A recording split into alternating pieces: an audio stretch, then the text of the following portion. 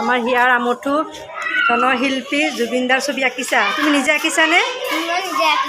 এয়া আমাৰ ক্লাছ 3ৰ ছাত্ৰ এগৰাকীয়ে জুবিনদালৈ মনত কৰি তেওঁক স্মৰণ কৰি এই ছবিখন জুবিনদাক আঁকিবলৈ চেষ্টা কৰিছে।